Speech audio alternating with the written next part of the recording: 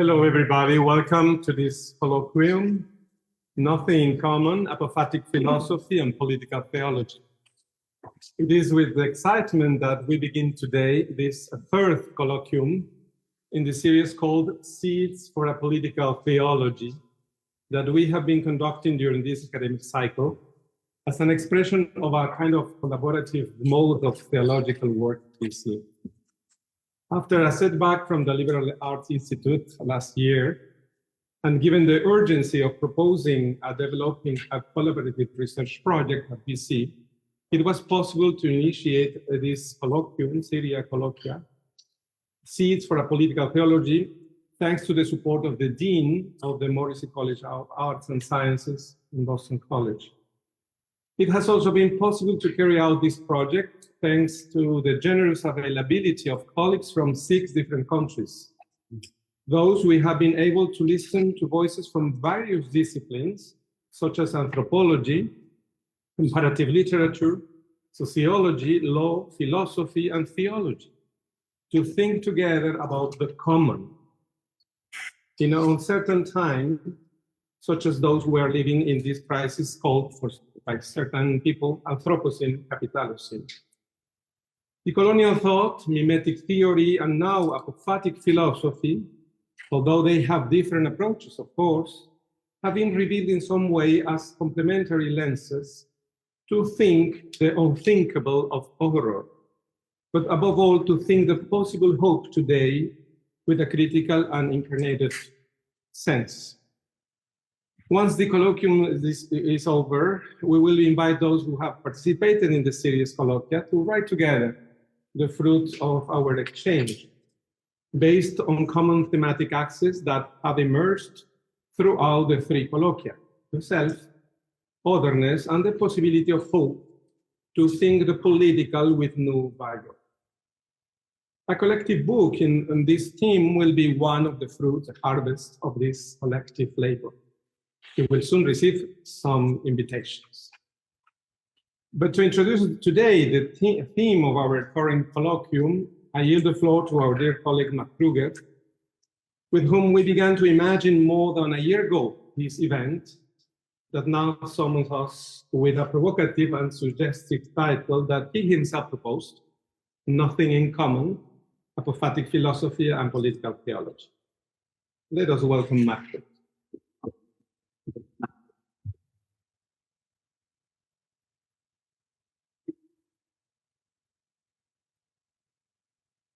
Thank you, Carlos. Thank you all for being here tonight. Wonderful to see some people here who are interested, and thank you to our panelists who traveled so far to be here. Carlos asked me just to explain the title a little bit, which I did somewhat tongue-in-cheek, but there is actually a core here. I do think that a lot of people look at apophatic mystical philosophy or philosophies of emptiness as some things which are abstract, hypothetical, theoretical, impractical, things which move away from political leanings or political discourse. And part of what we wanted to highlight is the fact that the opposite is quite true, that we find resources or movement for different types of action in these forms of thinking. And things which have very significant practical insights, significant practical import in what we're doing. The particular idea of nothing in common is something you'll find throughout Christian and throughout especially Buddhist language. We are creatio ex nihilo, created from nothing, and we have that kind of core origin, as Brian has so artfully put it, connecting through this nothingness that we all share. In Jim Heisig's work, for example, you'll find a lengthy treatment of relatedness as nothingness, that there's a core nothingness to all human existence and all existence, period, which connects us. And you can find many of these different types of thinkings which rely on methods we would consider apophatic or mystical or other kind of terms we'll be using generally here, which do connect us, which do bring us together and do cause us to think about our interactions as humans in different ways. So in that sense, we have nothing in common in these two ways. Nothing in common in that these are odd bedfellows in some sense, but also we really do have nothingness in common, and that nothingness binds us all together. I think I'll leave it there. Yeah.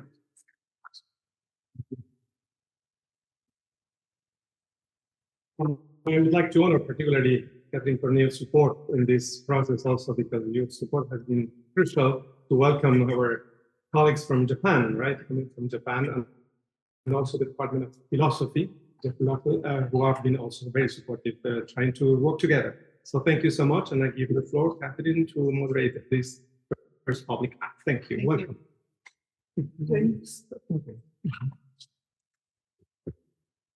Okay, so I also add my welcome to this afternoon panel, in which we thought what would be helpful is if each of the main speakers of the colloquium would express maybe in some more detail what they mean by apophaticism or nothingness, and how it relates to their respective field of expertise. So Amador Vega is an expert in aesthetics and has worked a lot in that area. Joe Leary works in the area of theology, and Jim Heisig mostly in philosophy. And the question that we asked them is made for this afternoon is how they understand the term apophaticism, how it relates to their respective fields of research, and maybe also what the limits are of apophatic thinking as regard to their field. So I suggested that they could each sort of freely speak for about 15 minutes about how they understand the term and what its relevance is for their respective field of research, and then we'll open it up for discussion with all of you and with each other also along. So the order of the day is first we'll give the floor to Joe Leary, then to Amador Vega, finally to Jim Heisig. And I will introduce them each in turn just before they speak. So Joe Leary studied literature and theology at college and at the Gregorian University in Rome. He's from Ireland originally, but has spent most of his academic life where he taught English literature at Sofia University. His research focuses on various areas. He's a polyglot who has done a lot of work on patristics, on Buddhist thought, on comparative theology, and on theology more broadly, and the influence also of continental philosophy on theological reflection. So I'll mention a few of the books that may be also interesting in the context of what we are discussing today. So in the 1980s already, we published a book together with Cornille, who's here, Heidegger et la question de Dieu, and then also questioning back overcoming metaphysics in Christian tradition, 85. After moving to Japan, he immersed himself into the study of Buddhism, its implication for Christian theology and theology of religions, and in 1906 published an important book, Religious Pluralism and Christian Truth, that I always use in my classes, theology of religions as well. More explicit engagement with Buddhism and Buddhist apophaticism can be found in the following works: Philosophie occidentale et concept bouddhiste in 2011, Buddhist non-duality Christian paradox. It's a book he contributed to my series. This is a Christian commentary on the teaching of Vimalakirti. And then more recently, Reality Itself, the philosophical challenges of Indian Mahayana. He has also worked or published more recently books on Joyce, and the most recent work is Irreducible Ireland. He's currently working on Henry James. I don't know if but he's also finishing a book on the Council of Nicaea, which books will appear and he's here on the secretary of the council. So, yours is. Thank you very much. I'm very honored that theology gets first place. We're the queen of the science. Not very good to Anyway, I wrote 64 pages in boxes. Especially edited. Invention of an ultimate truth, teaching the fundamental theology. And I went through it yesterday and I made a bunch of references. So I picked out, I hope these statements. Here's my abstract. At a time when theological language, faith itself, are exposed to incertitude, indecision, instability, negative theology, and have a therapeutic function. Much of the interest in negative theology among philosophers and religious thinkers today treats negative theology as an end in itself, or as the summit of wisdom. By the way, my title is How to Use Apophatic Traditions. Unless reinvested in a concrete therapeutic handling of religious language, negative theology or apophasis is no more than a speculative luxury. It can even become an ersatz for the critical modesty with which the traditional languages of faith need to be handled. As Nagarjuna put it, Nagarjuna's name, I told a lady ago, as in a conference in Nagarjuna in Vienna, she said she hasn't enough room. Visitors, I said, get a bigger hall, but then say, put Nagarjuna on the map, make him the Derrida of today after 40 years, start a worldwide agenda. And if they can go, and or response. But nonetheless, she should do it.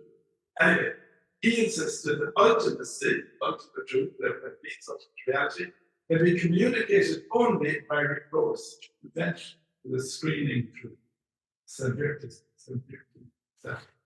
Every reflection on ultimate simplicity to send us back with new appreciation of complex conventions that have functioned effectively over the centuries as vehicles of religious communication. A difference between the present situation and that presupposed in classic apophatic theology, which is roughly a Platonic image, contemplation of the times, but it enters Christian theology magnificently, greatly of Nisus, Zulu and Nisus. And of course, Meister Eckhart, who's a thinker. A difference between the present situation and these older classic negative theologians is that whereas the latter, they are in a sense parasitically on a stable basic language of faith, our basic language itself is infected with mobility, pluralism, and relativism to such an extent we might say the apophasis has begun as soon as we open our mouths. We can't open our mouth now. Faith without being apophatic already. You say, I believe in God. That sounds like a very clear statement. But then what does I believe? What does I mean? You know, we'll discuss that tomorrow. What does believe mean? Is it affirming propositions or is it no belief to something or other? What does in God mean? Excuse me, what is God? So everything has become questionable. In contrast, classical negative theology develops in a regulated and systematic way, referring to every point to the well-defined base language. Well, that's not quite true of Germans. Today, negative theology may highlight the intrinsically apophatic character of language about God, and seek in this linguistic malaise itself cipher of divine mystery. Oh. When we try to approach the absolute origin of all being, we find that this origin eludes our grasp and takes on a non-foundational, non-substantial character, indicated in Neoplatonism as the one beyond being, or as the ineffable beyond even the one, in Damascus was the most radical of all these negative theologians. Or in Thomism as the infinite ocean of being conceived as pure act, which can be grasped as a nothingness in regard to finite substances, or in Buddhism as a one grasped with emptiness, that is the ultimate truth emerging each time when subjects, entities, or would-be entities, the thorough critical analysis.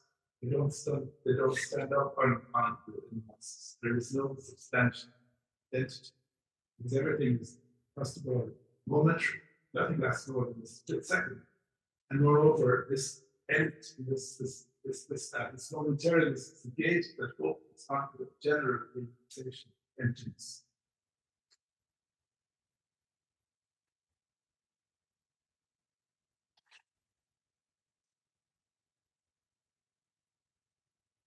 Christian spirituality has been characterized in terms of an opposition or a synthesis between the Platonic ascent of Eros to the world of the forms good, or to the one beyond mind, beyond being, and became a new Theos. Just think of that for a moment. Platonic ascent to the ultimate. Plotinus is the most perfect example. And he ascends the standard of the first time I read that ladder, I think it's the Symposium. And Plotinus follows with extreme purity of thought. What must we say about the one? Ultimately, what must we say about the one? And he comes around to saying utterly impossible things. He says the one brings itself into being.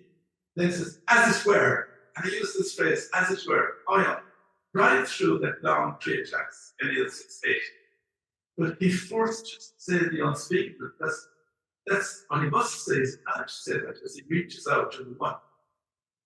By the way, the one is not, as I always say, it's not like Shelley, the liquid bar, the intense in name. The one is the center, the one is here, it's closer to us than they are to ourselves. So the person takes up the interior, intimate male. And now that's the Platonic ascent to Eros, which in fact ends up rather imminent. The Eros is imminent, or at least the reality it reaches is a reality here and now, ultimate reality. And everything else in Plotinus is secondary and less real than that. Both the biblical descent, not ascent, but descent of divine agape into our fleshly and sinful world, where it is received as forgiveness and grace.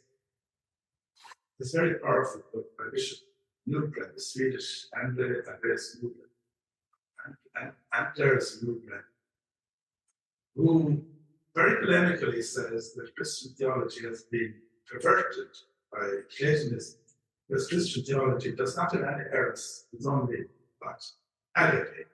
St. Augustine combined Eros and charity, caritas, and Nugren tries to deconstruct St. Augustine. It's very, very interesting.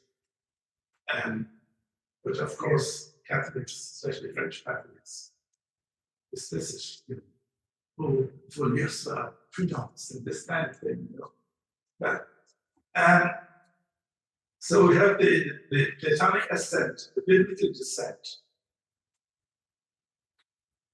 Our Eastern conceptions of contemplation as simply awakening to reality right where we are seems at first to contradict both the ascent, the Platonic ascent, and the biblical descent, for it neither ascends to an ideal realm with Plato nor embraces the saving grace of God with Paul.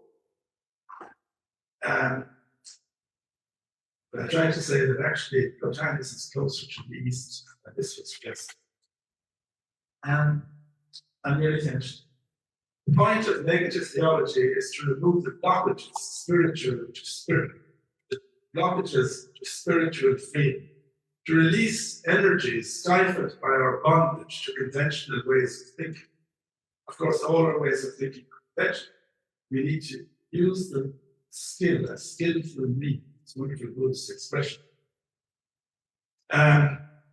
And how do we use it? Sometimes it's drama. It's like Plotinus, take away everything, strip everything bare.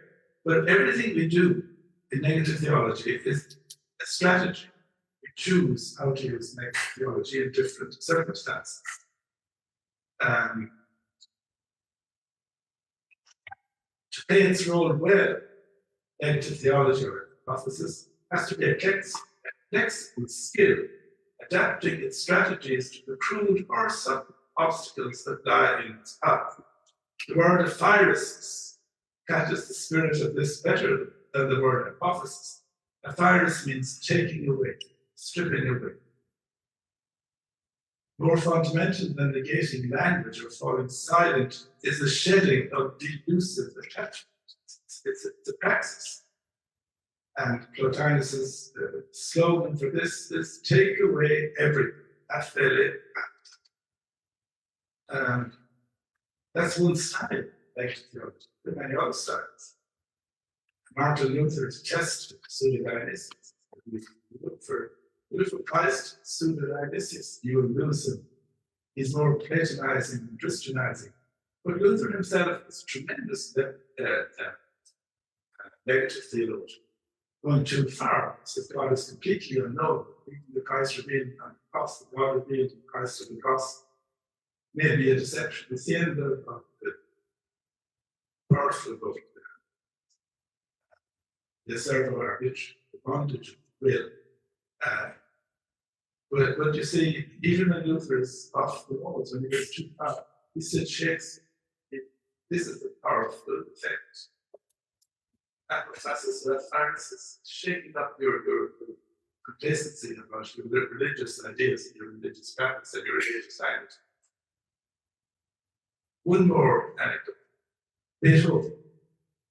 It is said, and I've never found it verified, that above his desk he had the great saying, the Apophaticism, which is uttered 9 times by the sage Udalaka Aruni to his son Svetaketu in the Chandogya Upanishad, Tat Tvam Asi, that heart thou. Central statement of Vedantic Hinduism. And this is happening at a time when German religious thinkers are taking an immanentist turn, beginning of the 19th century, the time of the Oriental Renaissance, when they were discovering the Indian world. So breaking with the Platonic image of mystical contemplative attainment as mounting the ladder, these thinkers proclaim that the ultimate is found in the here and now. Letting go is a matter of letting go of the kindness. It's letting go of the illusions at which our mind clutch, which are narrow and space. Beethoven anecdote suggests that awareness of ultimacy goes together with creative engagement in the world of forms of expression, not merely a begrudging concession, but is actually releasing and enriching that engagement. Negative theology does not paralyze you, frees you, it releases you to deal freely, creatively with the world of forms, words, finite things. Placing negative theology in that context of contemplative creativity, we can infer that the point of it is not to get beyond language, to free up our relation to concepts of language so that the spirit courses through them in freedom.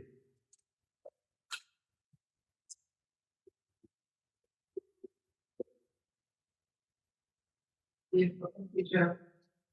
Our next speaker is Amador Vega, who's a professor of aesthetics and art theory, holds the Joan Miró Chair in Contemporary Art at the University of Fabra in Barcelona.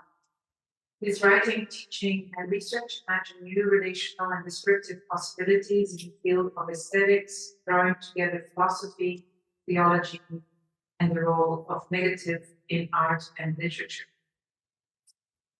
Since completing his PhD in philosophy at the Albert Ludwigs Universität in Freiburg, he has taught at the University of Fabra in the Department of Humanities since its founding in 1993 and has held various visiting professorships at the University of Chicago, the Université Saint-Joseph de Beirut, and the Karlsruhe University of Arts and Design, as well as teaching regularly at the Carl Jung Institute in Zurich.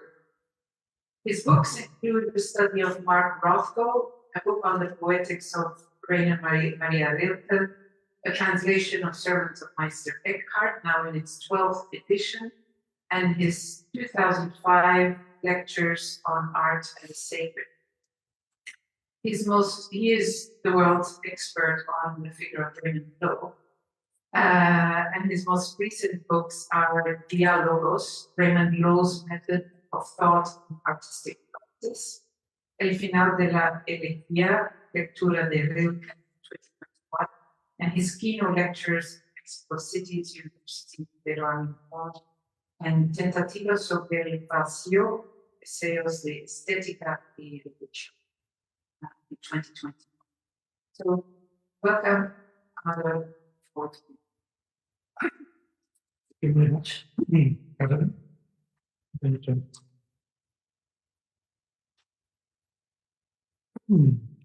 you very much for inviting me. This is my first time in Boston, so it's not my first time in the States. I want to thank especially Carlos. We met in Paris at Collège International de Philosophie quite a long time ago. And he invited me to Mexico to give some lectures, which of course was much easier for me, because it was in Spanish. Well, anyway, I prepared text which I'm going to read, and I'll do my best. Today, I'm going to speak more about mysticism and the Apophatic, and tomorrow, in the roundtable, more about aesthetics and Apophaticism. The first thing I would like to do in speaking of Apophaticism is to draw a distinction between, on the one hand, the historical phenomenon of the origins of negative theology, and on the other, the power that the language of negativity, with its promise of hermeneutic resistance, has acquired in our time.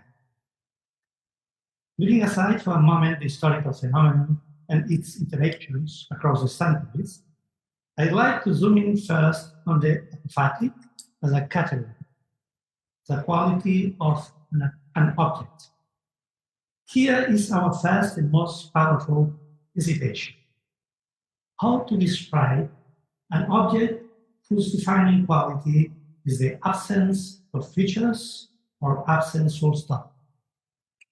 In the theological sense of phasis, the object for which we seek a description or definition, the divinity, resists any and all of it. So, what we have here is a discourse that proposes to speak and write about this object in the language of negativity. That is, in a language that says what the object is not. The negative way as a strategy of language is a lot more than just saying no. It takes the form of extreme parallels. The long pré or na, far near of Marguerite Porete, or the famous injunction of Paul Celan, split not the no from yes, doch scheide das Nein nicht vom Ja. It takes the form of metaphors that empty themselves, metaphors whose object has already escaped or collapsed the definition, in which Hans Blumenberg called explosive metaphors, Sprengmetaphor. The negative way of discursive language, though something similar applies in the language's visual art, is also a way of repetition. When to describe the steps that take him to the heights of the mountain of contemplation, John of the Cross repeats a single word 7 times. Nada, nada, nada, nada, nada, nada. Or when T.S. Eliot, in his 4 quartets, partly inspired by the poems of the Spanish mystic, writes, "Oh, dark, dark, dark." The cumulative repetition of a word or image produces a saturation that in turn produces or exposes silence. But in the same way as absence or the absent is the core of a distinguishable desire, that is for linguistic experience, the silence produced by saturation is sensible as an excess.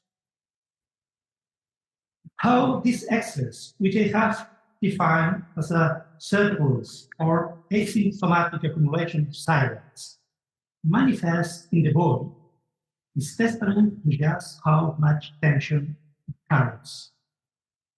Hence, its habitual mode of expression is contradiction or negation, and its mode of creation is the decreation or disfiguration of the image.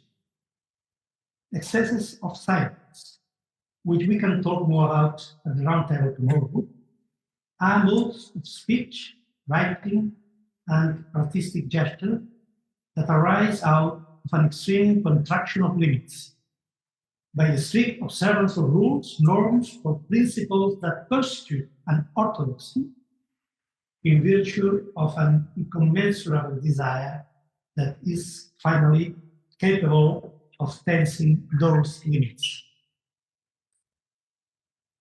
I have begun with the apophatic, not apophaticism, with the intention of ascribing to it a value that is, so to speak, always contemporary. I use the word contemporary in the sense of Nietzsche's untimeliness,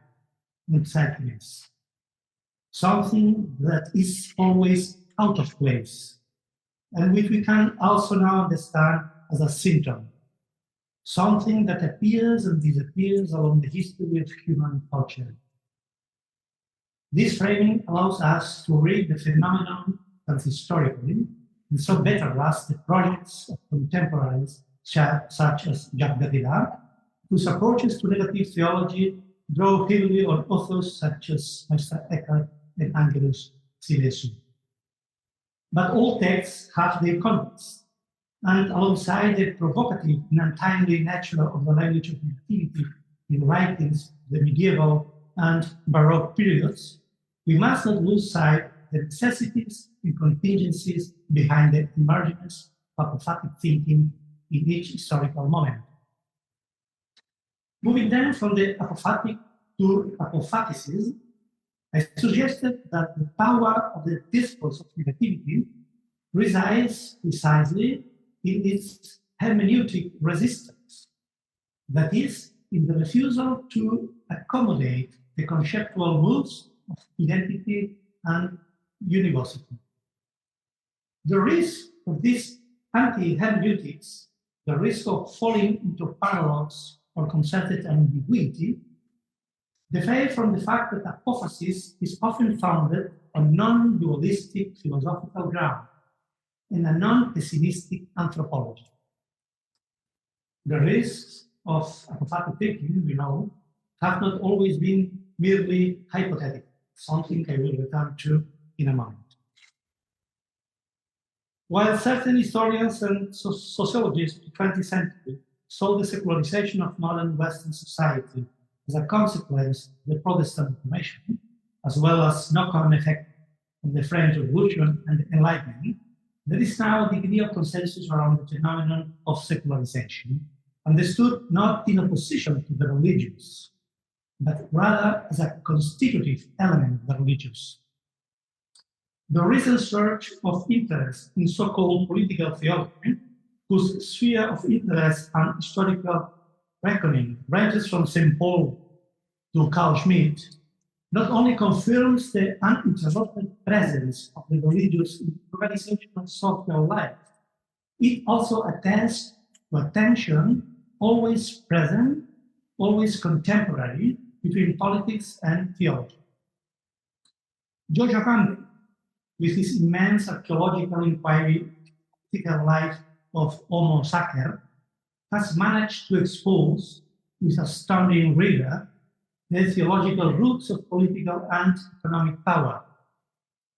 What I want to do in my own work, vis-a-vis the project of political theology, is to approach it from the phenomenon of mysticism, thinking not just about the convergence of mystical insight and political commitment in history, in Simone Weil or in Dietrich Bonhoeffer, but about the political shape or eidos of mysticism, traceable in the consequentiality of texts and about the tensions between mystical and high-theistic nihilism.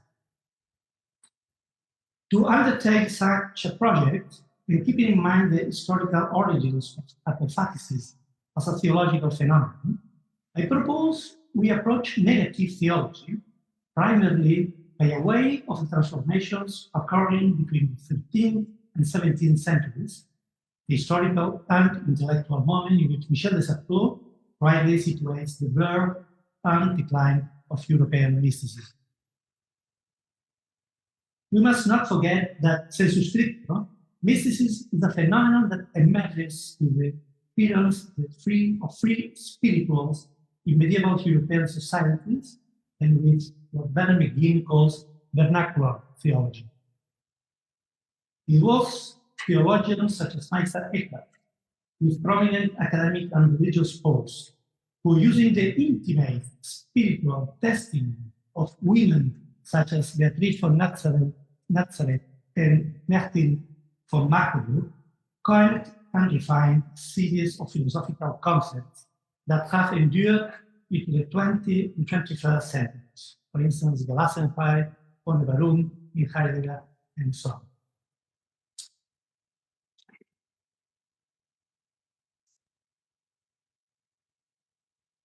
Grasping the genuine radicalism of these concepts in the moment of their coinage raises for us in our time not just the conceptual force, but a political potency that has yet to be adequately understood. In his notes from 1990 for a lecture never finally delivered, it's titled The Philosophical Foundations of Medieval Mysticism, Martin Heisig, still drawn to the philosophy of religion, defines the phenomenon of mysticism as an elemental counter movement, elementare gegen Bewegung, elemental counter movement. This concept should, I think, be understood both in terms of an internal dimension, as a description of the mystical subject in the relinquishment of the evoke, mors mystica, and an external dimension, a description of authentically religious life, resistance to the action of dogma with its idolatrous love of theory. Counter movement is to be grasped then as a cultural resistance, which in the context of medieval Europe also means political resistance.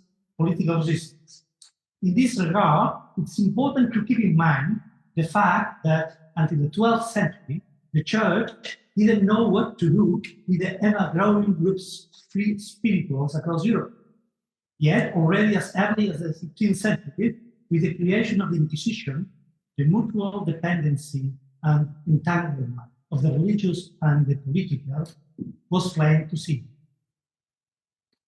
We do not need to invoke the appalling fate of Marguerite Porete or the suffering of Meister Eckhart, both of whom produced forms of theology in vernacular languages, and whose writings viewed as a direct affront to Latin scholastic theology.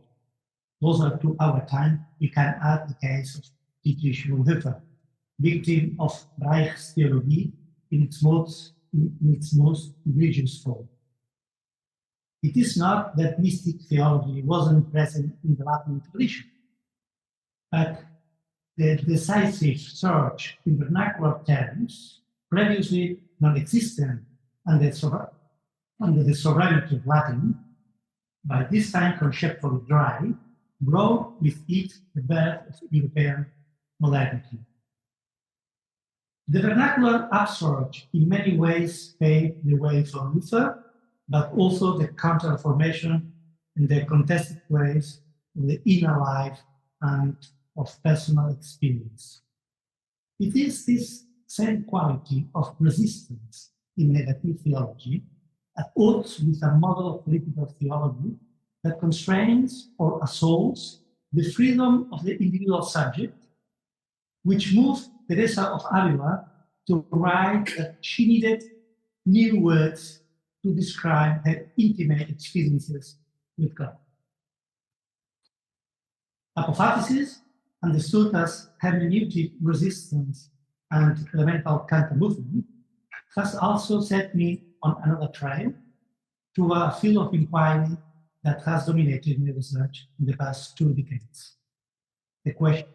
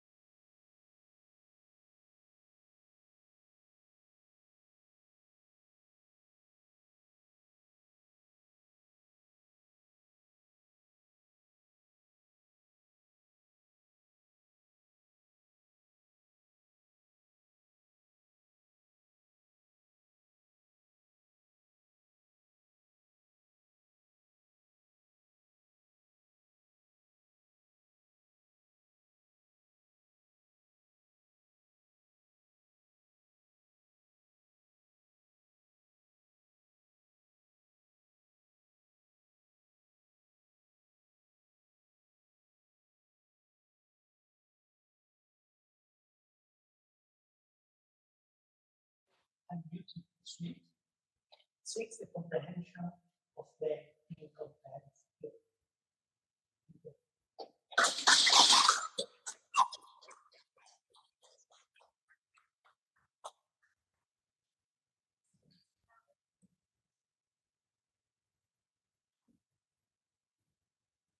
Our third speaker is Jim Heisig.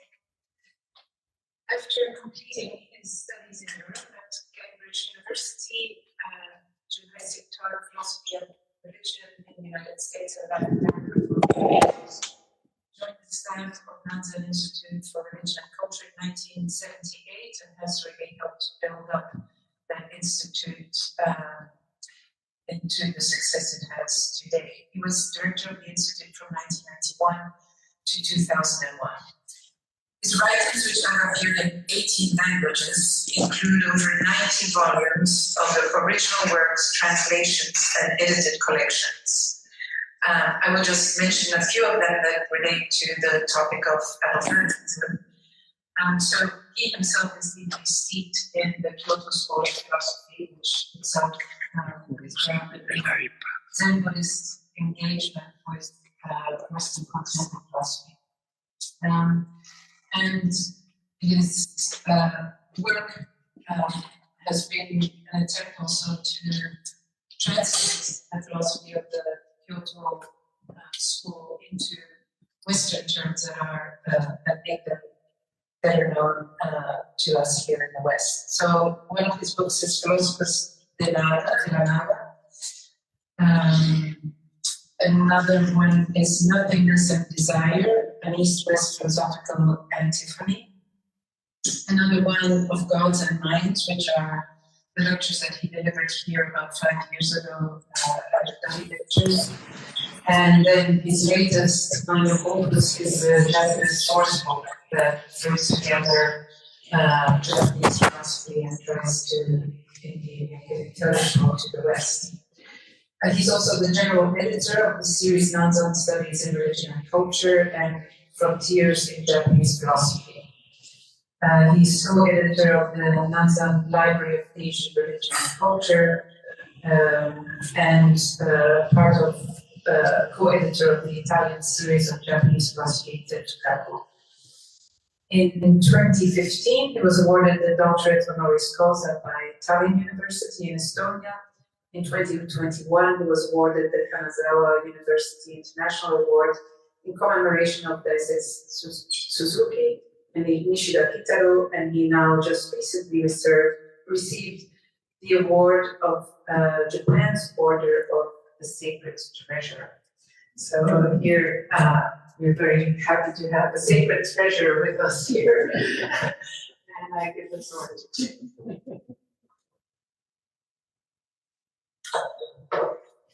Thank you. I really can't walk around Boston College campus without feeling a certain nostalgia for my time here 5 years ago. And also a certain sense of honor actually having been invited back. But more than anything, today I feel kind of privileged to sit at the same table as 3 people. Scholars whose work I admire. Friends, and that's inspiration. Something that doesn't happen too often.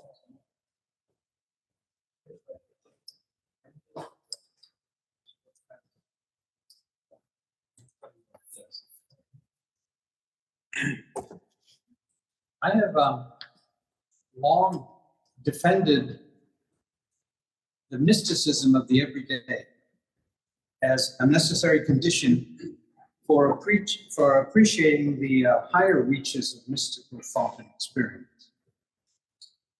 But rather than think of mysticism primarily as an exceptional temperament or an influx of divine grace, closer attention to how it forms a continuum with ordinary thought and experience seemed the solider approach. To make the strangeness of mysticism more familiar and our familiarity with the everyday stranger. The same may be said of apophatic theology. For all its esoteric philosophical pedigree, at its core, apophasis is part and parcel of the most ordinary circumstances of human communication. The exercise of apophasis in negative theology is usually set up as a systematic erasure of verbal expression, if not the whole of logic and grammar, with the aim of heightening the sense of divine mystery that language obscures. Varieties of this sort of rhetorical tool have stalked rational doctrine throughout religious and philosophical history, across cultures and intellectual traditions, and with such regularity that it seems to be a universal condition for any system of thought if it wants to survive the shifts of time and the challenges of competing modes of thought. Language, after all, is more than just a tool at our service. It makes demands of its own on us that turn the master-servant relationship inside out. At bottom, apophasis is rebellion against the chronic unsureness of language itself. So apart from the exercise of apophasis as a rational discipline, at some point we have to ask whether it might not just be a permanent feature of all human communication. If not, it remains a curiosity, a kind of mental museum designed to temper the tedium and excesses of doctrinal apologetics and tone down the general mood of confidence in which philosophers present their work. In other words, aside from the forms of apophasis deliberately cultivated to protect reason from its tendencies to arrogance, its roots may reach deeper into the routine requirements of human language itself. Follow that thought for a moment with me, if you will, and I think you'll find that evidence for the primacy of the everyday floods in almost effortlessly. So obviously, reality doesn't coincide with our expressions of it. Often are we not so dazzled by words in their purest and sublimest form that we need to be reminded of just how trapped and misshapen they are, like Michelangelo's unfinished Schiavi. What we intend to communicate with our words and the gestures that punctuate them is always and forever more than we can tell. At the same time, the telling always communicates more than we intend. The way in which the telling resonates in the mind of the recipient never quite coincides with what we have in mind. And then, too, we may find ourselves to the unwitting voice of ideas and sentiments that are not of our own doing. Excore infantio, both wisdom and stupidities alike. For this simplest of reasons, even statements generated in a publicly verifiable community of knowledge are never more than a low common denominator, lower than the reality that is spoken of, and lower than the fullness of how our statements are received. The world itself and the minds that process it are both too full of mystery to cater to language. However, we happen to manipulate it. Not even the cold logic of basic arithmetic is exempt from this condition. Bigger picture, literalism, and objectivity are fictions. The truth of those fictions, that is, whether they're guiding or misguiding, convivial or discordant, is not a function of their independent, distant from the tellers and the hearers, but of their consequences for our relations with others and the wider natural world. But that's a discussion for another day. For now, let's continue to imagine communication as a continuum, at one extreme of which we have speech, articulate, made up of pieces, linked by the conventions of grammar and usage, and at the other end, utterance, inarticulate, unconventional. Opposite the pure logos, typified in the arithmetic formula, is pure pathos, marked by the typesetter's exclamatory cling. As we move from one exchange of words to the next, we shift our balance on the spectrum. The crude order of everyday communication is always a kind of mestizaje of the articulate and the inarticulate, which can never be torn completely from that continuum. The apophasis of the everyday, I suggest, begins as the pull of pathos on logos across the continuum. The unwelcome silence of having words stuck in your throat or feeling tongue-tied reminds us again and again, and with the frequency all the more shameful for our refusal to stop and think about it, that we don't really know what we're talking about most of the time.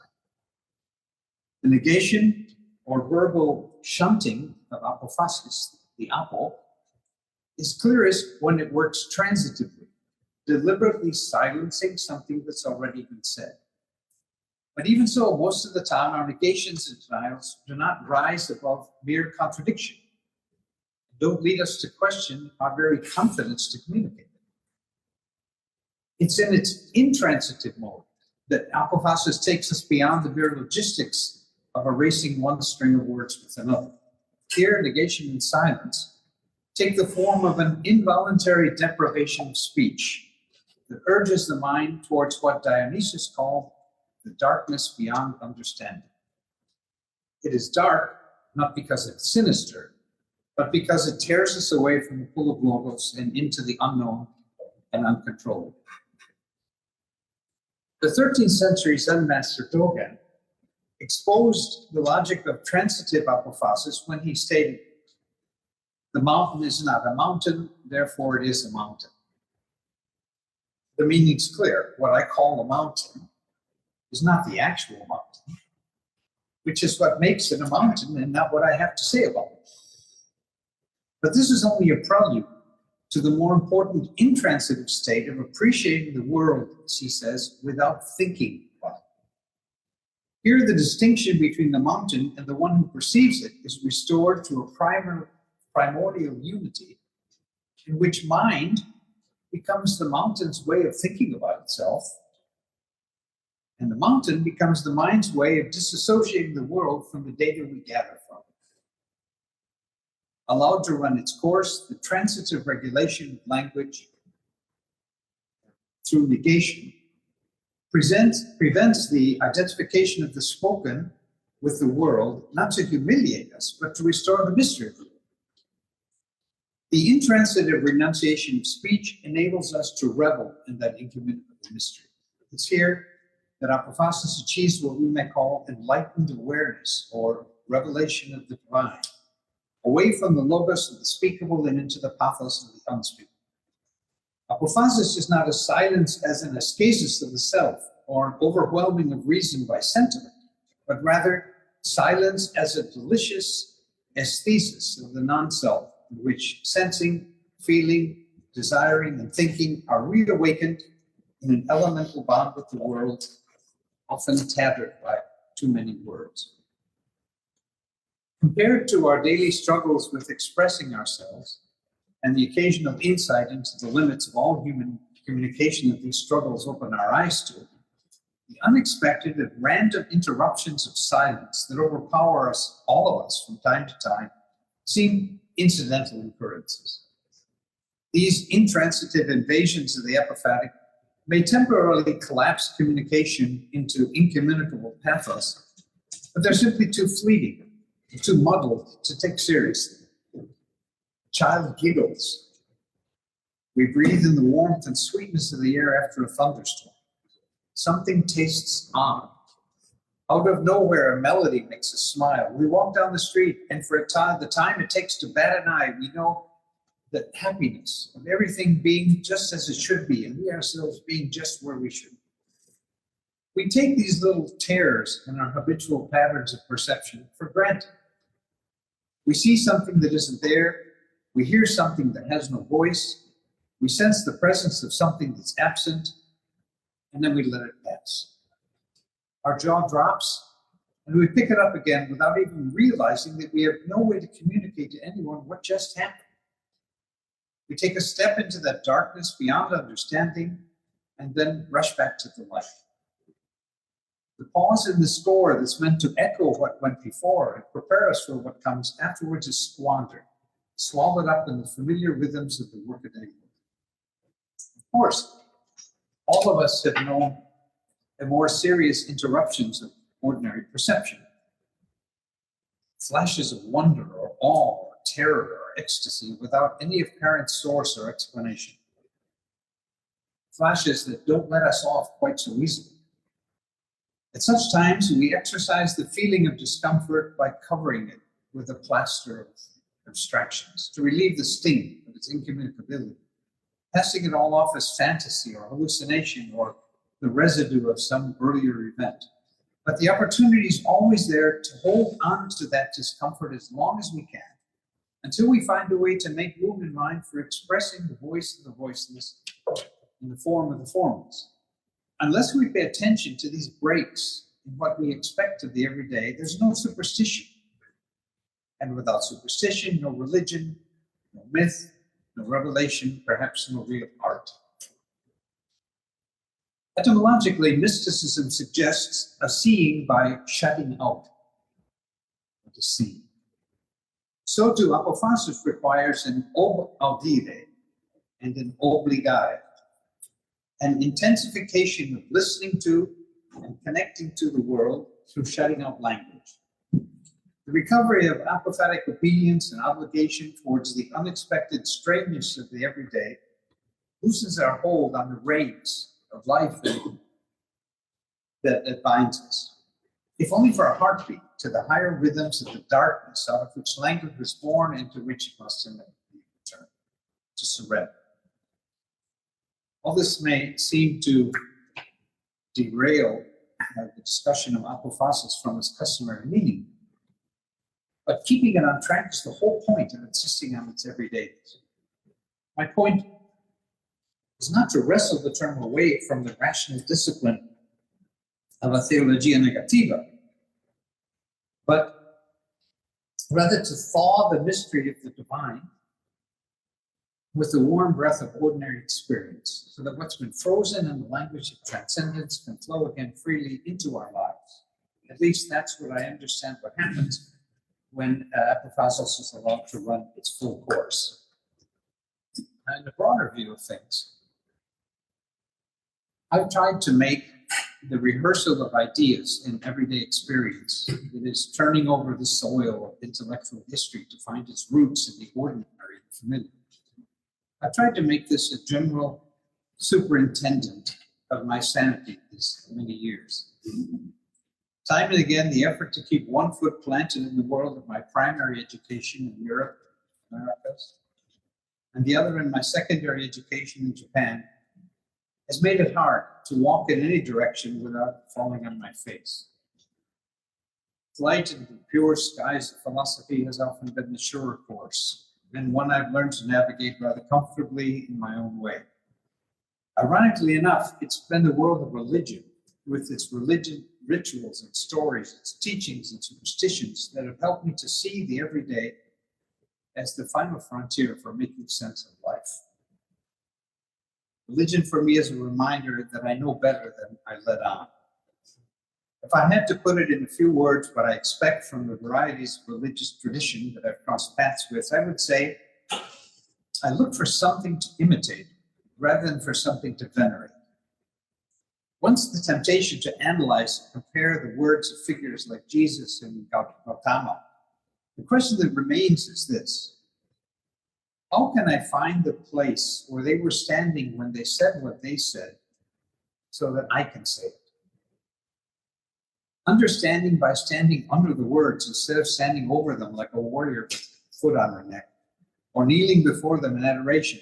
This is the sort of rehearsal of religion in the familiar and everyday that's offered me an anecdote to the hazardous waste of religion's shadier history. Religion has also given me a better appreciation of the rich tradition of the arcane, the esoteric, apocryphal, and heterodox ideas flowing beneath the surface of the catechesis that formed the bedrock of my religious and moral education.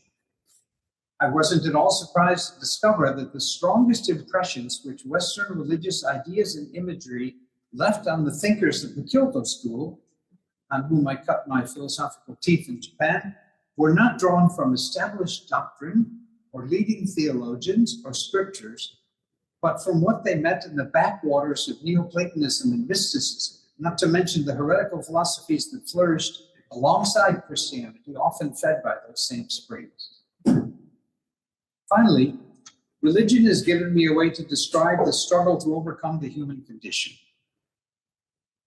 Not in the sense of transcending it or elevating it to a higher plane through an economy of salvation, but by transdescending, that is, rising above it by burrowing into it.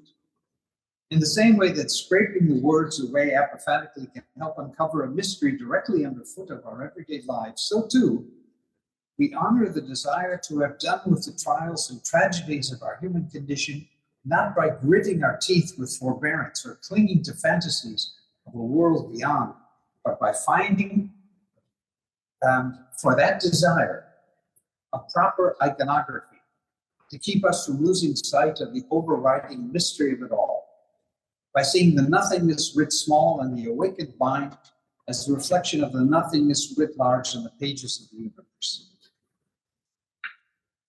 I apologize for these rude generalizations, but I hope I have a chance tomorrow in the discussion with Carlos to thank you for inviting me, Carlos, to spell this out a little more. Thank you.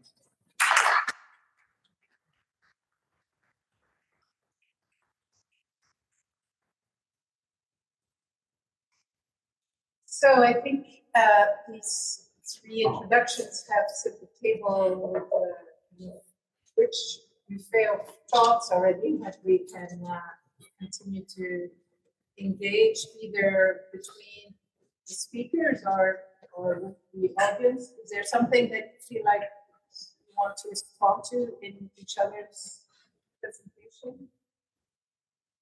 We all agree with the mysticism of the everyday and the apophaticism of the everyday. We learned both of you are more intense. I'm more bookish. Both of you are, I think, more intense, the insightfulness, the sell out, and what's very demanding. And Jim Lightness was you guys are best in mystical. It's most, I would say, monstrous means most remarkable form, whereas that's all I say.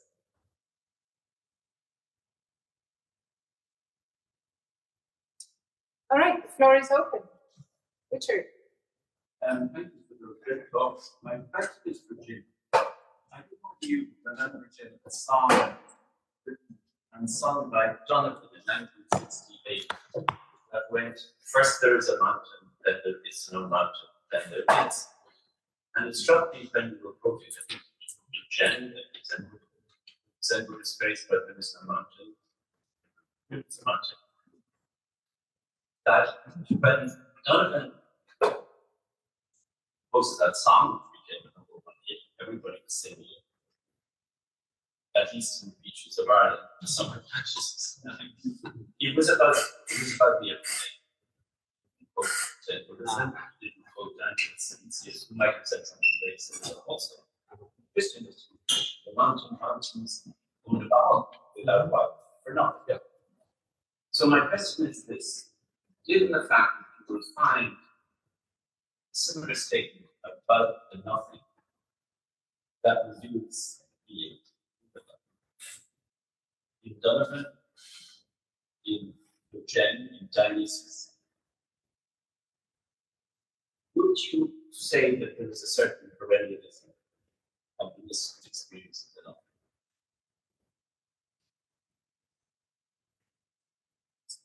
I don't think that the distinction I've made is necessarily the best one, but if I can follow up the distinction between the transitive and the intransitive, the negation, the mountain is not a mountain, or negative theology, is a form of is a transitive exercise, is a form of contradiction. And insofar as it's a form of contradiction, it is defined by the statement. And these statements are particular to time and space, to the intellectual tradition in which they were expressed. So the contradiction can take three forms. It can be a direct negation. So again, you're within Truman's story, right? You're kind of stuck inside the bubble, which is very different for Dogen than it was for Donovan, I'm sure. The meanings are different, but it can take the form of a direct negation and contradiction. Secondly, it can also take the form of simple disinterest. So what? So you have a statement and you say, well, that's important for you, but it doesn't mean anything to me in my life. But even so, even that as a transitive is within a certain framework. And third, it can take the form of changing the question. If somebody makes a claim and instead of negating it, you say, well, that's, this is what really matters. And then you turn the question around, which we all know as teachers, because it's something we have to learn to do very quickly. When people ask us questions about things we don't know, we simply change the question and respond to something we do know. So but in all this transitive it belongs to a certain framework, and it's a contradiction. It's defined as something that goes against the dictum, and the dictum is particular. But I think the perennialism, if there is any such thing, would come in the intransitive, which is not a response to any kind of affirmation, but it's something that happens in which you say, I have to look for new words. The new words will be in your own language. They'll be in the dialect of your own culture and age. But this sense of something coming upon you that is not in response to an initial affirmation gives you the chance, in a way, of jumping out of your skin, of punching a hole in Truman's world. So I don't like to say that human nature is so tied to time and space that there's nothing universal about it. I could read the carvings of the pharaohs 3 centuries BC, identify with it somehow, despite the distance. So I accept the perennialism, but at the same time, I'm kind of aware that insofar as it's transitive and deliberate, maybe the perennialism is a little weaker, or at least under the surface. I don't know if that's much of an answer.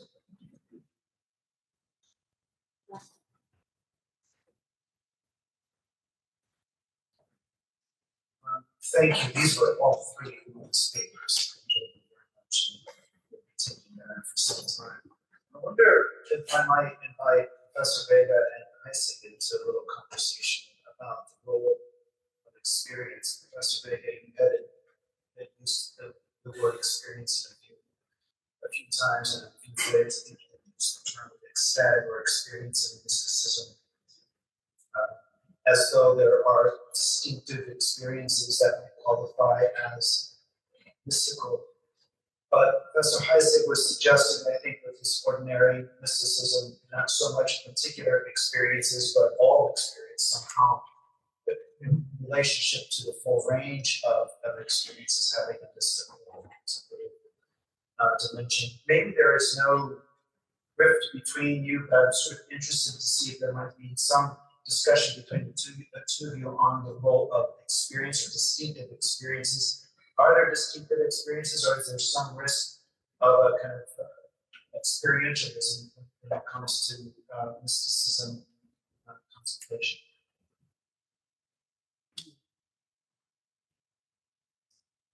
Well, I remember. Sorry.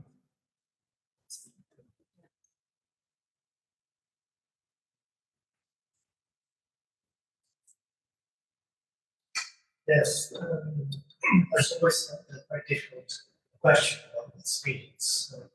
I remember when Jim Heisig was in Barcelona 30 years ago. My thesis was about philosophy. At the end, he said, well, I have time, I can translate your book to English, and he translated a big book, and we discussed this time about mystical experience. And theology and remember, it was a kind of a structure that was for me very, very serious. In my time in Germany, when I PhD, I was working about Cornille, the Mallorca Spanish mystical troubadour, 13th, 14th century. And I began to work about a very strange work, perhaps one of the first of his 300 works written in Catalan, Latin, Arabic. The first, this work was in Latin, Compendium Logicae Albazel. It was kind of short resume of Albazel's logic. And I was fascinated by a kind of scheme. He speaks about, in the first degree, we have sensible actions. Then we have sensible, intelligible. Then we have intelligible. Well, that's the ascent, not the mountain. But then it was a four degree. It was a kind of return, kind of relatives, was kind of excellence. I remember discussing with Jim and saying that for mystical medieval philosophers in Europe, the most explosive, the most illuminated place is not at the top of London. It's always the market. Do you remember Zarathustra? He cried and said he came down from mountains to think of the earth God and so on. But for me, it was really a very interesting way to research, to study. Mysticism is not an extraordinary state of illumination, but the way of detaching of your own illumination. Now, I don't know if Jim agrees still with that, but all my work, all I have written, or actually is a kind of translation of this return, of this layers. That's actually it's nothing very original. You know, Scottish and Huguenot have always this, but I don't know why we have the idea that illumination is always at the top of the mountain. At the top of the mountain, you have to forget top of the mountain. I can just say something about that. So when you come down from the top of the mountain, you are fundamentally changed. Right? There is sort of a return to the marketplace, but there's something radically transformed within you after you have undergone the experience in a way that's maybe when I see the child smiling and I feel sort of with love or whatever, I don't know if I'm changed in the same way as I'm changed after that kind of mystical experience. But I understand what you're saying. But when you enter into the marketplace, coming down the mountain, have this experience, you're not entering into the same marketplace as before. I mean, you're returning to the everyday, but it's a second naivete. Ricord used to speak of it as a second naivete, regaining what had been lost, opening perception. I don't think it's that the mystical experience removes doubt and uncertainty. I don't think it's a kind of experience that takes all the problems in life and smooths them over. I mean, like you have this cart full of stones, and you grind them all down to a powder, add some sand and some water, and you pave the road of truth, certitude. But continue to walk on the cobbles and to fall, to feel the doubts and so forth underfoot all the time. But you do it with your eyes open. I think that's the Buddhist idea of awakening as well. It isn't going into nirvana.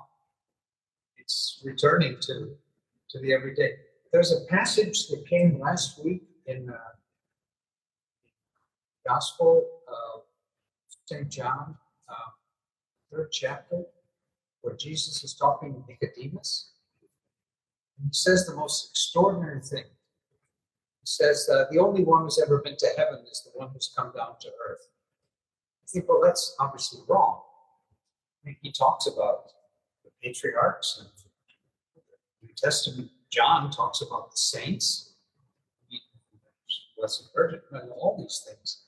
What can that possibly mean? Unless you put it in a neutral form and say that the only people who really understand what heaven is about is the people who forsake heaven. That's the Buddhist idea, that you're not really enlightened until you've forsaken the enlightened state to return to help the rest of the world to open its eyes, to heal up their wounds as best you can. So it's this second naivete that I'm not sure that it transforms you so much, for me anyway. I mean, I've never had a transforming experience like that, so that's why I doubt it. So much as it, the little flashes of insight or enlightenment that you have, if you string them together, they begin a process of you transforming your life. Look upon your life not so much as what can I do with my life, but what does life want to do with me? How can I follow it? So a transformation of perspective rather than a transformation of personality or emotion or ideas. It's not a very good answer. But the thing about Brahma Guru is he has these questions that are like Zen koan. Okay. And the questions that have to deal with everyday virtues, and so he tells you to look for the branches in the tree of whatever. But the big questions are always you look for the roots of the trees. I don't have any of those at my fingertips. You know, they're like Zen koans. You know, go to the pepper tree and dig up the roots, and there you'll find the answer. It's like, but it's always the big questions about transformation perspective always go to the roots of the tree.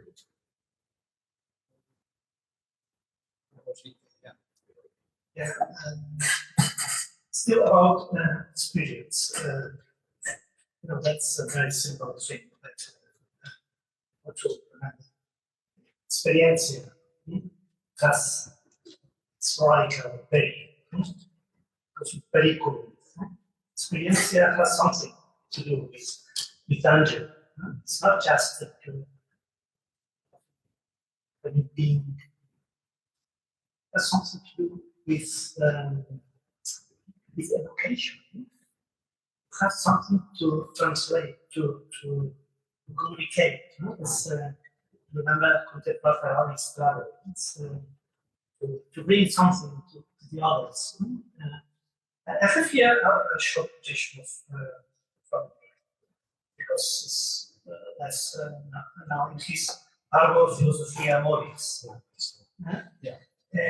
But that's a very Russian. That's not one of his quotes. He says, it's about your questions.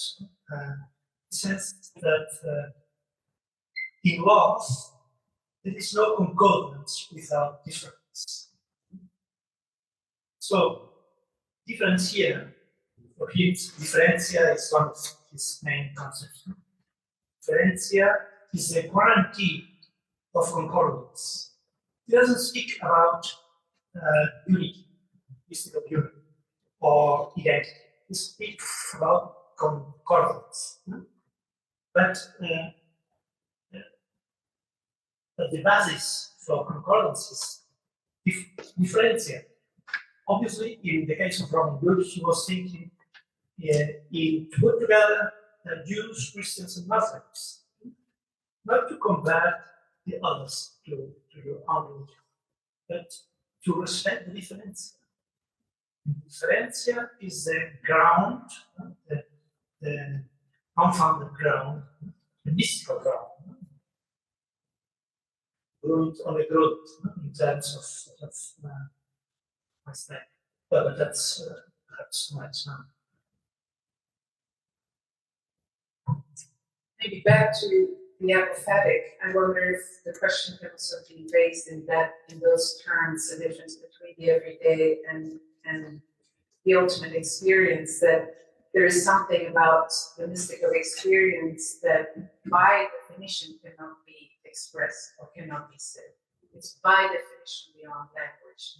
Whereas in the everyday, I feel like if we had, more poetic sense or a bigger vocabulary, there's something graspable. I mean, I do love the idea of pathos being stronger than words that can grasp it, but I do still feel like there's a fundamental difference between that everyday apophaticism and then the mystical apophaticism that is by definition always beyond. I don't know if we've discussed this before, so.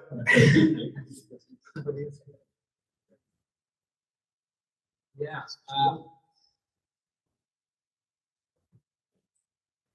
After you come to interpret a mystical experience or put it in language, and you begin to talk about union with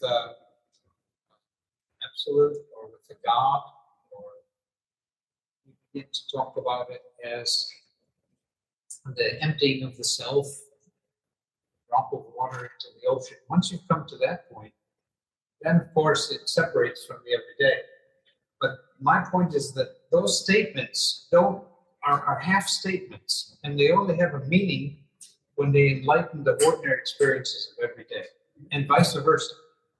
When we see the familiarity in this strange language, but the higher you get into interpretation, into talking about union with God or loss of self, experiences, the higher you get into there, the more distant you get from this this familiarity. So I really want to see it continue. And I say that because I don't want to be locked out of mystical experience. I've done everything I can to have them, but all I have are these little experiences that I somehow have managed to stretch out from time to time or link into. I've talked to many Zen masters about my experiences and whether they're enlightenments or not, and they've always told me that they're little enlightenments. I'm not sure I'll ever have a big enlightenment of mystical experience, but I think it's interpretation is what keeps the two apart. And as long as you don't enter into the words, but just look at the pure experience, obviously, when it's pre-interpreted, it's neither good nor evil. It's neither God nor demon, right? It's just something that completely overwhelms you. But its interpretation is one way of bringing it back into life. I'm saying that's half a step. But the other step is to bring it back to the everyday. But again, that's because I really love to have a mystical experience. Jeremy?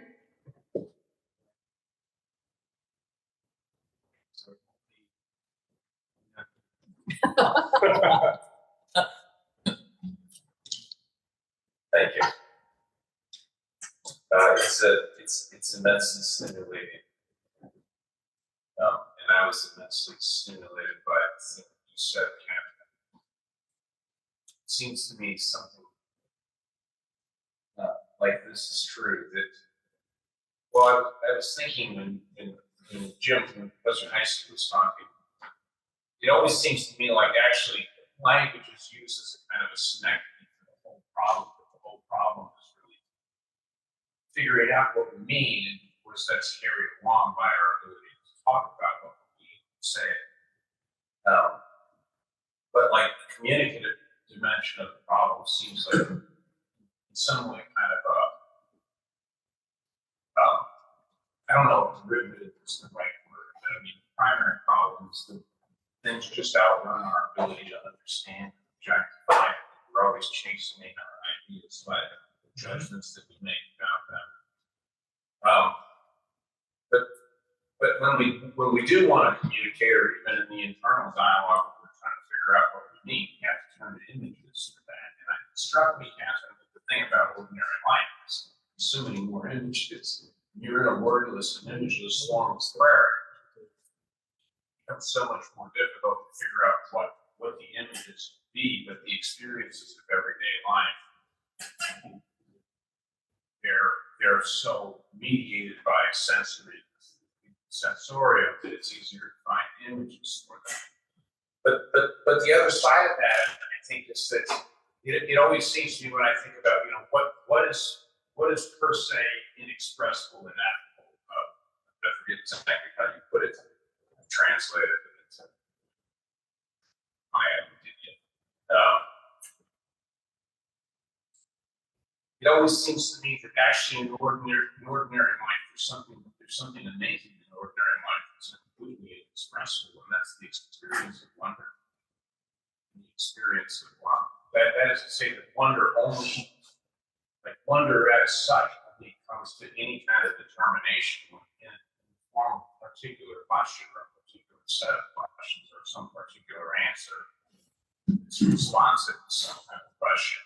But the wonder itself is really mysterious to us, but it actually is the thing that's constitutive of our whole presence in the world of ordinary life. And the same with love. I feel like I love for my wife and my children. Like it finds expression in determinate deeds. But like the thing itself is just this great mystery that we're living in. It really grips up. It's somehow per se ineffable. Almost every bit as much as the wordless or imageless prayer would be. It's just that the accumulation of ordinary experiences of ordinary life give you images to think with or talk about, something like that. Anyway, that's how I was thinking about this when you said what you said. Stop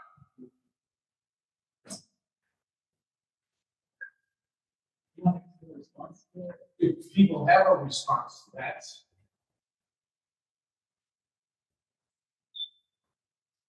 I think it was a statement. Yes. So thank you for the discussion. I wrote a note just to make sure I can get this clearly. I was just reflecting on the conversation about ordinary and ultimate mystical experiences, and I really appreciated the candor that Jim expressed in his longing for those rich and juicy experiences. But I wonder if we might detect a core that sort of unites the relative and the ultimate mystical experiences in the experience of recognition. I'm struck that both the sort of ordinary mysticism and ultimate experiences, encounters with God and truth, depend on recognition or grasping their value. The Buddha can show miracles to disciples, and they can get them or they can miss them. And the Buddha can show a flower to a disciple, and the disciples can get it or they can miss it. Ultimately, it seems like what the transformative quality and power of the experience seems to me to depend on recognition. You get a sense of that also in Jesus' parables. He's presenting these very ordinary things, and also presenting miracles. And his disciples see the miracles and they get them if they have recognition, and they don't get them if they don't. And the same is true for the parables. Ordinary language goes right over the heads of those without recognition, but it transforms the hearts of those who have it. So I wondered if this notion of recognition is something that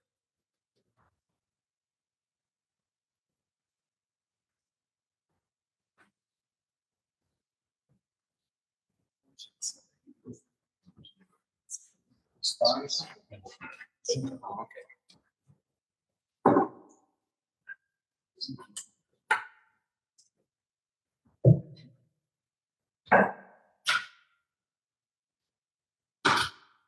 could you explain explain that just a little bit more? What do you mean by recognition? I mean, for example, let's say you believe in Mary is the mediatrix of all graces, the intercession of the saints, or you believe in divine inspiration. And then something happens in life, you say, oh, that's an example of that.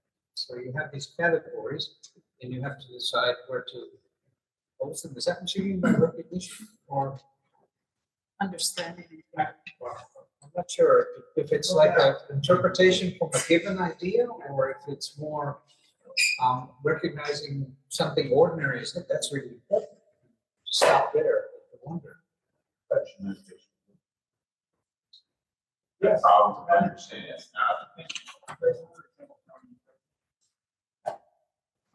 So there are some to whom recognition is given in the Bible, but there's also some who are prepared to recognize by the climate the ability to recognize that it transforms, and it happens with both ordinary and with sort of experience. Yeah, I understand. Actually, I think that's the. Pardon me. I think that's the central theme of the Gospel of Thomas. Again, saying this is the secret Gospel of Thomas, and it's not secret because they're hiding it from anybody. It's secret because nobody sees what's right in front of their eyes. The disciples start asking crazy questions like, how many times do I have to wash my hands before I eat? Do I have to do it every day or only on weekends? And Jesus says, Jesus Christ, don't you hear what I'm saying to you? The kingdom of heaven is all around you. It's not in these laws. And they keep asking the wrong questions. And the only one who gets it is Thomas, or Didymus, the twin, Jesus' twin. And he's the one that gets it by being able to say what Jesus says by standing where Jesus stands. So I recommend highly that you have a look at that. I think it's it gives you a very interesting way of reading the rest of the scriptures. See,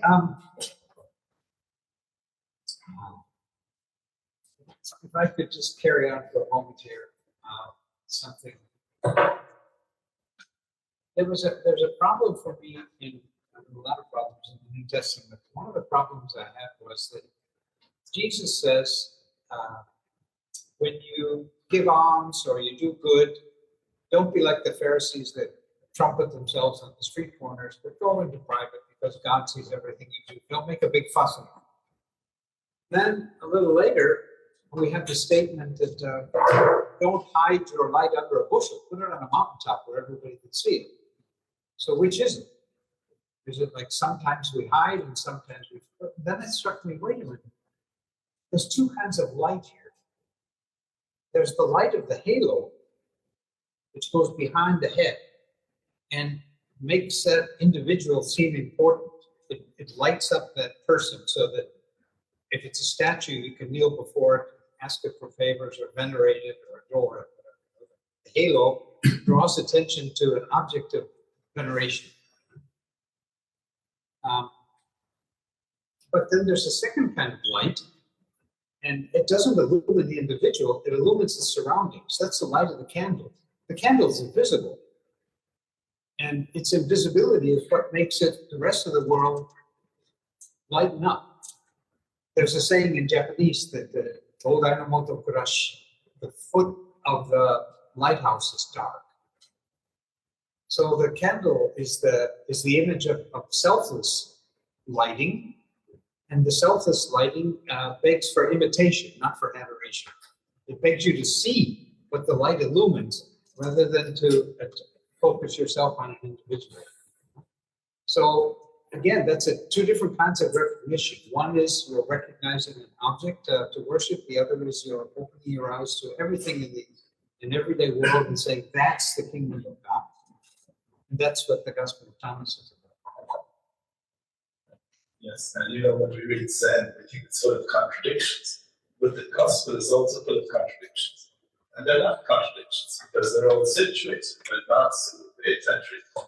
When they says, he says, this very mind is Buddha. And the next day he says, no mind, no Buddha. The next day he says, there is nothing at all. It's all contextual and there. Treat Zen, don't treat Zen. It's bad.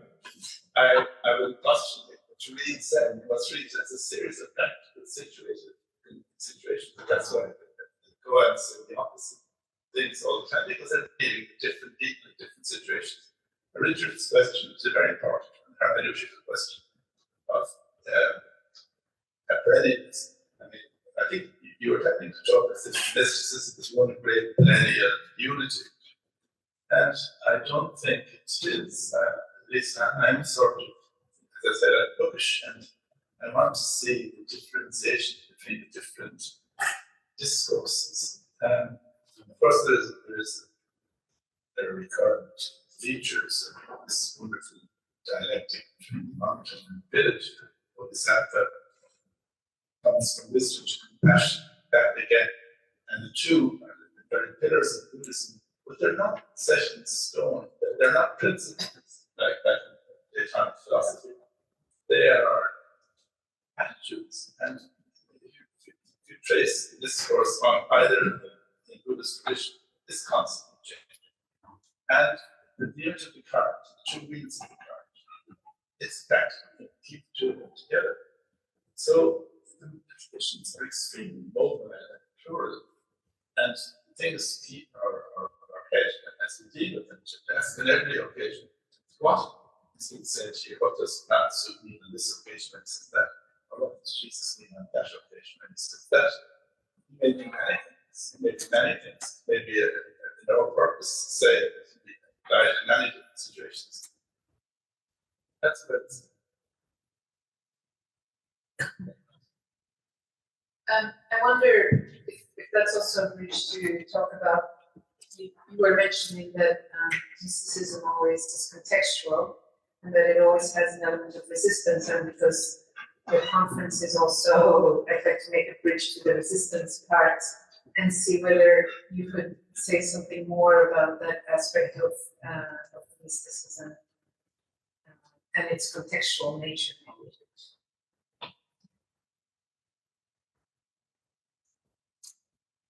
Yes.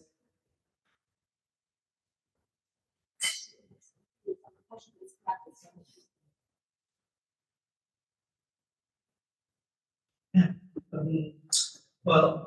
Yeah, for me, resistance, hermeneutical resistance is the best expression to speak about mystical experience or aesthetic experience of a monochromatic pattern. It's a kind of resistance because it's a resistance because the subject who is contemplating the pattern, for instance, what kind of subject, what kind of subjectivity has this subject? I mean, I thought of Simone Weil. She said, whoever says I lies. That should be the perfect structure, the insensitivity in mystical discourses. There is no possession of the object, there is no market. The work of art has its own autonomy. That's something real. Perhaps the difference between object and thing. In German, this distinction is very, very strong in Heidegger's philosophy. I think when a work of art is an object, when you are related to a work of art, then this work of art is still an object. But the work of art, it has something autonomous. It's the thing. And the thing there is an intransitivity. It's impossible to have a relation with the thing or the ethos or the substance. You can't have a relation or something to see, to say, to define, to speak about when the thing is converted or transformed in an object. Then is a world. The world is full of objects, but not things. I don't know if it makes sense to you. We'll get more about that tomorrow, I'm sure.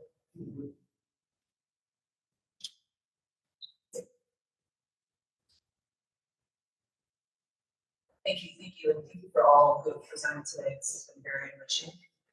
I wanted to actually make a connection to the comment regarding the resistance piece and the comment that Joe Leary made in the beginning of his presentation.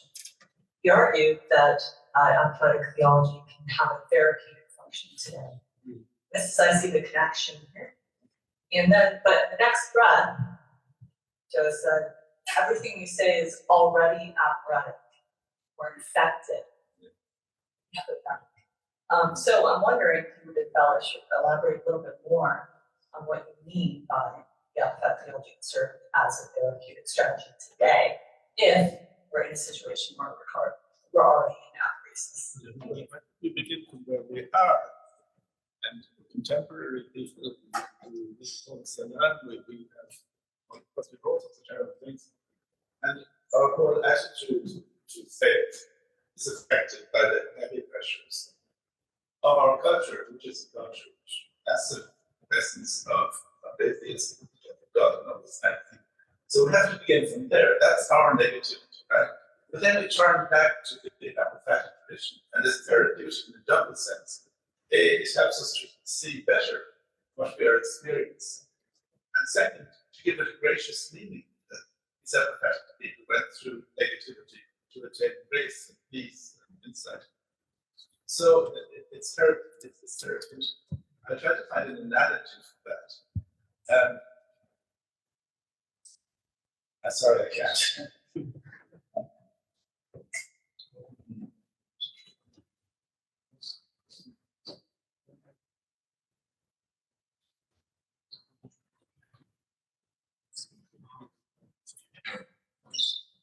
I wonder if anyone wants to add on to that, because what I hear is perhaps a therapeutic strategy for the individual.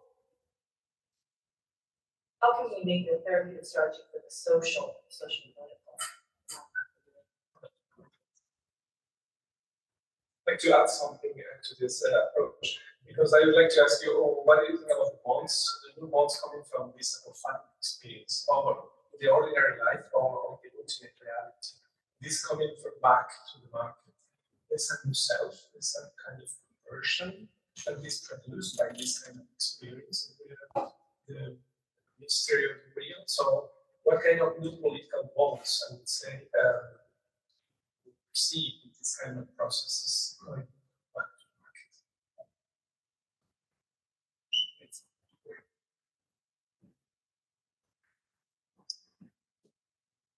This is not really an answer, it's just a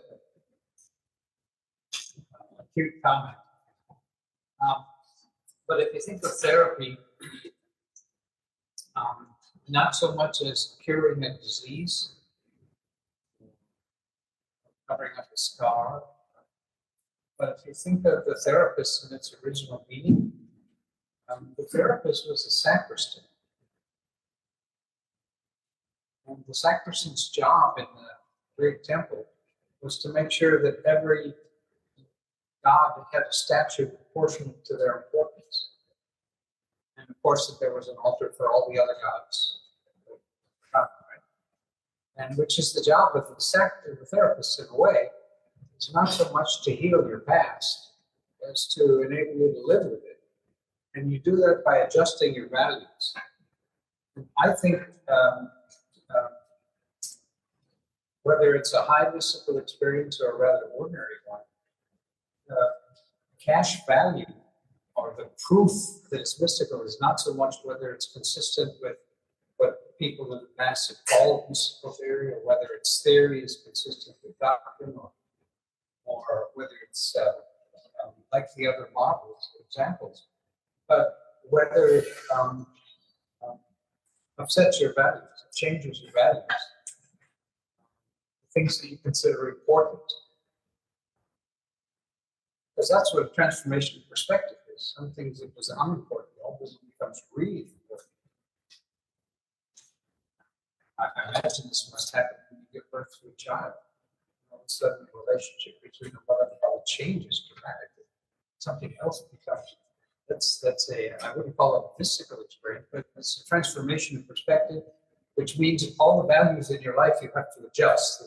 You know, the sleep that was important to you, the independence, you know, you've lost those things. So maybe there's a therapeutic sense in which coming down the mountain from religious experience also can adjust very simple, ordinary values of life. And again, that's not a very deep answer, but that's And also therapy is not therapy only of pain and negativity. Buddhist therapy is not only therapy of pain and negativity, it's also two extremes, which the other extreme is positivity. And therapy is to strip away the illusions, to unsettle the certitudes and your rigidities. And that's one of the best uses of Buddhism. You see, I don't think we need to master past systems of Apophatic, and I don't think we can fully understand them because we're living in a totally different world. What we should do is investigate them, use on them, and get what speaks to us from them. I don't say we should treat them casually, not to study them deeply if we can. But what is their use? What is their use? The use is not to go back and live as if we were monks in the village, it's as if we were mystics. And even the Bible, of course, the Bible has to be interpreted. It's highly questioned in so many ways.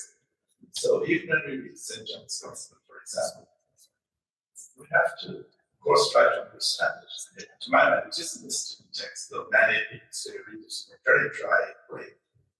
But also, it's not our world, it will never be our world. So we have to let it affect us. It may inspire us to fly, such as Jim would describe. Because we sit down together and meditate on the gospel, we might have a mystical world. Plotinus says anyone can have it. Plotinus had it 4 times when he was for 6 years. He judged one tip of his mind. He says anyone can do that if they can only get rid of the obstacles, if they can only free their minds from the cage that we're stuck in. And with the basic point of practical is that when I say therapy, I don't mean just healing you of bad feelings. I mean giving you a shape and giving you a sense of reality. And this is the wonderful thing. Otherwise, boring discourses about apophatic theology have done purpose on negative theology. And what are they talking about? Unless there's a point of application, it doesn't have much value.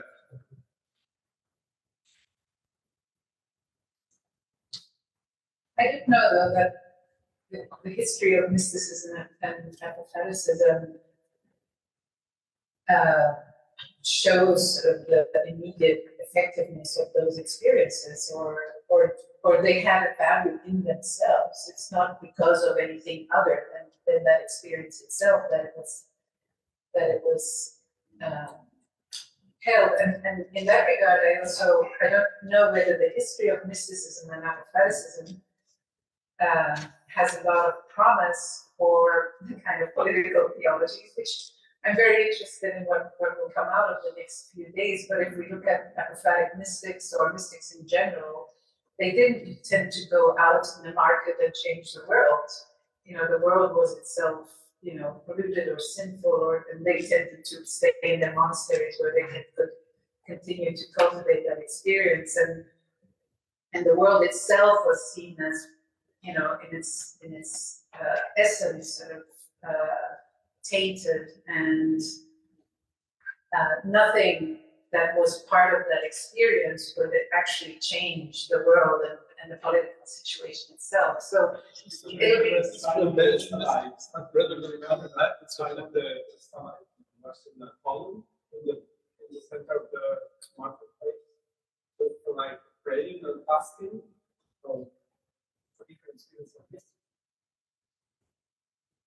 Yeah, the people came to these stylites or these anchorites not to change the world, but to be saved from the world.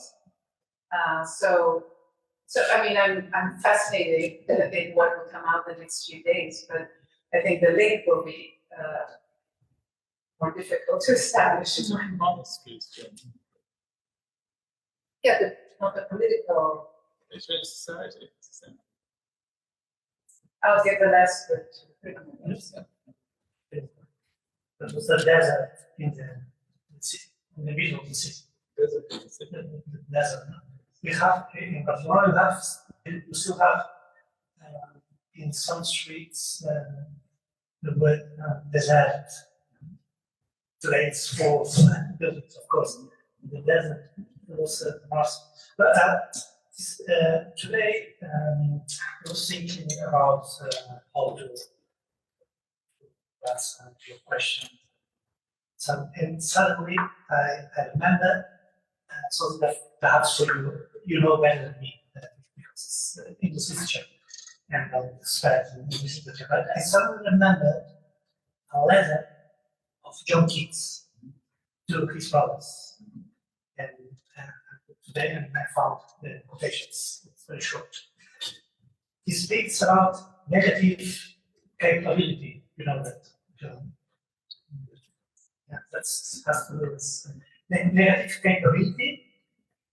That is when a man is capable of being in uncertainties, mysteries, though without any irritable reading after fact nor reason. That's for me Apophaticism. Yes. Or the Apophatic experience. That's a great note to end our meeting today. Thank you all for coming, and we hope to see you tomorrow.